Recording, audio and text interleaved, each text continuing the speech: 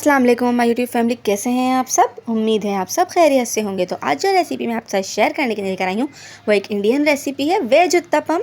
इसे आप चीला भी कह सकते हैं। इसे बनाने के लिए सबसे पहले हमें चाहिए सूजी 1 कप, अदरक लहसुन का पेस्ट 2 चाय के चमचे, दही आधा पाव, शिमला मिर्च 1/4 कप, प्याज 1 अदद, गाजर 1/4 कप, पिसी हुई मिर्ची 1 चाय का चमचा, नमक आधा चाय का चमचा और 1 चुटकी सोडा।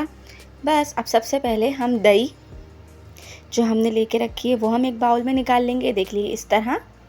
और इसमें हम सूजी ऐड कर देंगे और इसमें हम थोड़ा सा पानी मिलाएंगे। दही और सूजी के मिक्सचर को अच्छे से मिक्स करेंगे, ये देखिए इस तरीके से।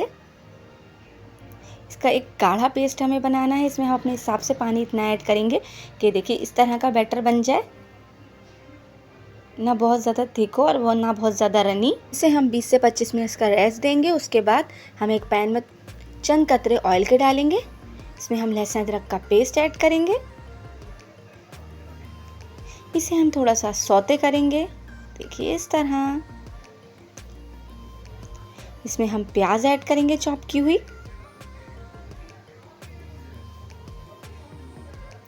इसे भी हम थोड़ा सौते करेंगे।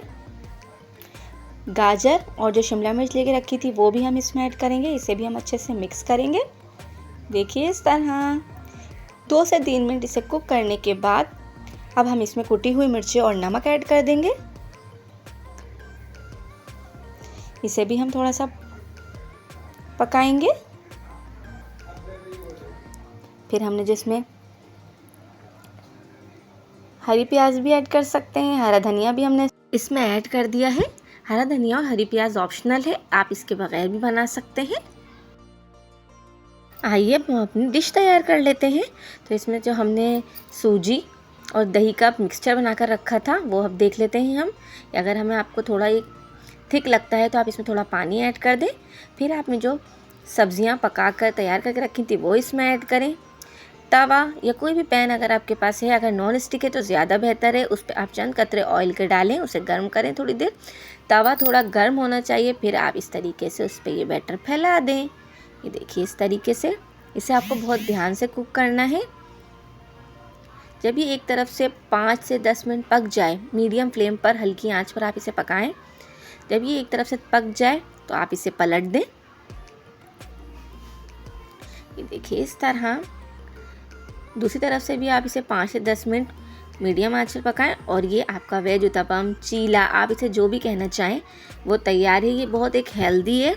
आप इसे बच्चों को भी लंच में बनाकर दे सकते हैं, सहरी में भी खा सकते हैं।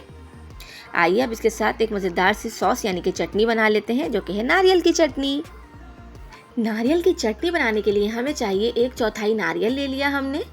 फिर हमने 2 खाने के चम्मच भुनी हुई, जो कि तवे पे हमने भून ली है, दाल ली है चने की। फिर हमने 1 इंच का अदरक का टुकड़ा लिया है, 3 से 4 जवे लहसुन के लिए हैं, 4 से 5 हरी मिर्चें, आधी गड्डी हरा धनिया और इसे अच्छे से ब्लेंड कर लिया। अब हम एक पैन में थोड़ा सा ऑयल गरम करेंगे, उसमें हम कड़ी पत्ता डालेंगे और थोड़ी सी राई डालेंगे। फिर हमने जो चटनी तैयार करके रखी थी वो हम इसमें ऐड कर देंगे, देखिए इस तरह।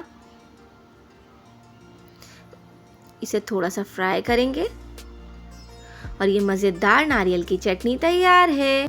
अब आप इसे इस रवा उत्तपम के साथ खाएं और इस साउथ इंडियन डिश को घर बैठे एंजॉय करें। और मेरे चैनल को लाइक, शेयर, सब्सक्राइब करना मत भूलिएगा।